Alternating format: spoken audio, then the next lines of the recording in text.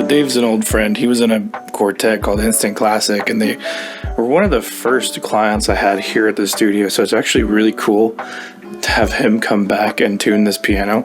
It's not a great piano. That's not the point. I love to have something organic that people can just sit and play, because I have the MIDI controller. So many different clients, so many different vibes. You never know what you're going to need. So having that there is indispensable. But having a piano that somebody can sit down with, even if it doesn't sound the best in the world, if it's close to tune and I can use it in the mix, it's so nice. So it's really cool to have him back here to do it.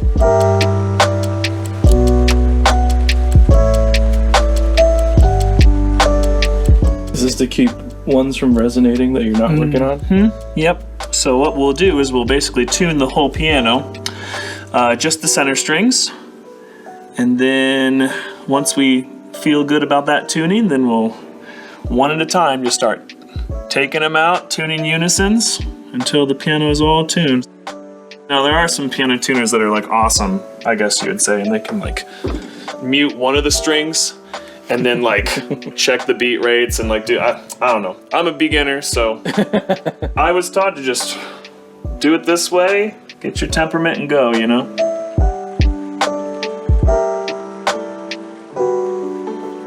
So not only is the piano, of course, tuned in equal temperament, so basically every note is out of tune, right?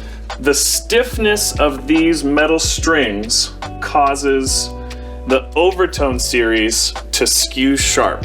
So if you're just using like a guitar tuner or something, it's going to be a little bit confused by that. There are tuners that use special tuning apps that kind of measure what's called the inharmonicity of the strings. You can play a couple of notes, it measures the inharmonicity of the piano, and then it just calculates, okay, this is where your note should be for this, and then it just kind of does it for you, which is awesome. It costs money, which I don't have yet, because you know I'm a teacher still, so maybe I'll buy one of those tuning apps to be a little bit more efficient in the future, but I've just kind of been learning by ear, because, you know, I want to. I respect people that can tune by ear, and, you know, if I eventually want to pass the Piano Technicians Guild tuning exams, you have to be able to tune by ear in order to pass your tuning exam. So it's a skill I gotta have, so, you know, I might as well. Do you get a reference pitch when you do that? Yes. Yeah, you get a reference pitch, and I think for the test you can use an electronic tuner to kind of get that. You don't have to use a tuning fork like against your ear and then find it, you know what I'm saying? The interesting thing even about tuning forks, right, is based on the temperature of the room, it changes. Oh my God, we can't trust anything. So, and I right? So like some tuners will like, you know, put it in their hand for a while, like get it up to temp. Oh. That's beyond my pay grade. Full of lies. Yeah.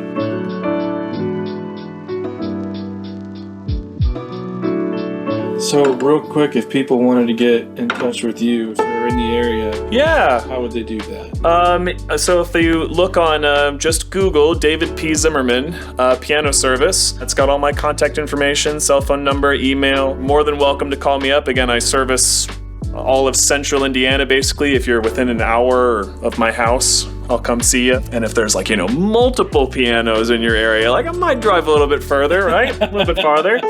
And if you're curious about this guy's ear, he sings barbershop, so spot on. As a matter of fact, you know, I got my Barbershop Harmony Society shirt on right here. Got to sport that while I tune some pianos today.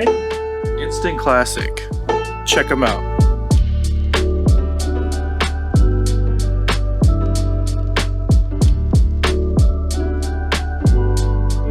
So is it once you get like one octave, can you repeat that octave? So just the first one is like trying to figure out the piano. Mm-hmm. I'm just making a temperament right now. Mm-hmm. The relationship between every note should be what I want it to be right here. And then some people go down first and then up. I usually go up.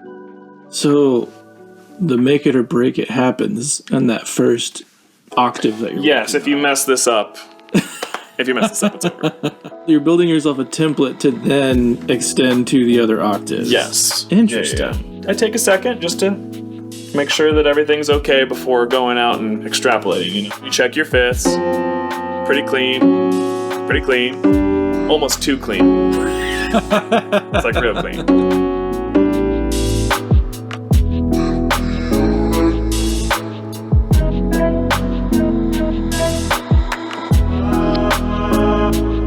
like, the first overtone of, this F sharp here is this fundamental, first, fifth, fourth up.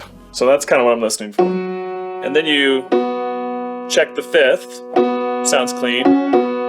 So when you're listening for that octave, are you trying to listen for it to sympathetically resonate or for it to just create that overtone on its own? It creates the overtone on its own. Okay. So you can get the sympathetic vibration by, if I press this key down, but I don't make a sound, so the damper's off. Then if I go, there's the sympathetic vibration. Okay. But I'm listening for the literal overtone of the two. I want it to be as clean as possible. Every piano's different,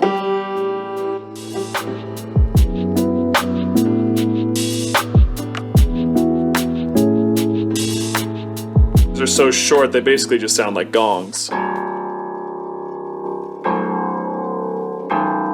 And even this one, kind of here, you can hear the fundamental pitch, but there's also all this noise, what I'm saying? Whereas you get a concert grand, it's 9 feet long, like that bass string is... And it can mature. Great, yeah.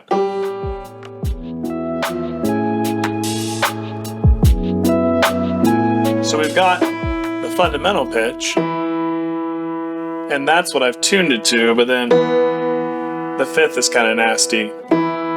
So there's some interesting overtone stuff. I'm still trying to kind of figure out what to do with this bass section, like what I want to tune it to.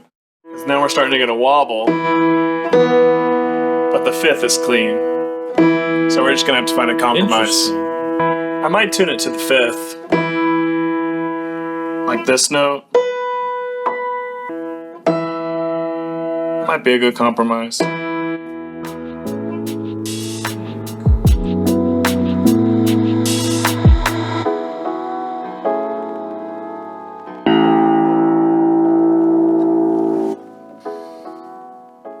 Well, let's see. Moment of truth. The moment of truth.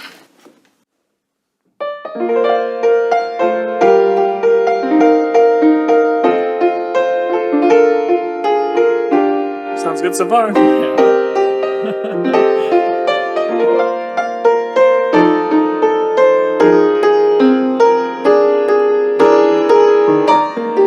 So what got you into wanting to tune pianos like this? Oh, that's a great question.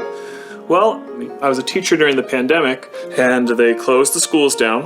Obviously, I wasn't going into school, and so I found a harpsichord case on Craigslist for $50. And so I was like, you know what? I've always loved the harpsichord. I'm going to buy this case, and I'm going to build a harpsichord. All he had was, the guy that sold it to me, is just the case and the keys. The internal parts weren't there. I had to either build or buy those, and I had to do the stringing, tuning pins. I had to build the inside. It's a simpler thing, so I was totally able to do it. And just as I was building this harpsichord during the pandemic and everything, and it just kind of dawned on me, like, I can do this. Like, pianos are obviously a lot more complex, and they've got more specialized equipment and parts that you need to be aware of, but it's, a keyboard stringed instrument. Like, I can do this. And so I just kind of started reading and watching videos, and I've got a mentor too that doesn't live in Indianapolis, but every once in a while when he comes down, he helps me with stuff.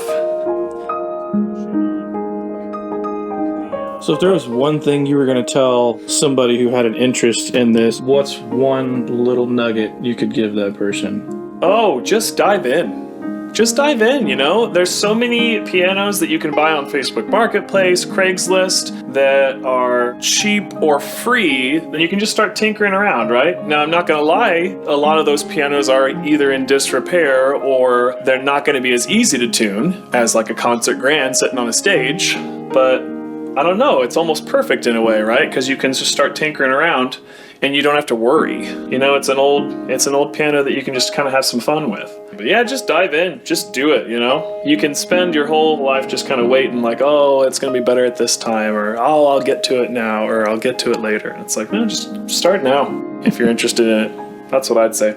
Well, that's awesome, man. Let's see how this thing sounds.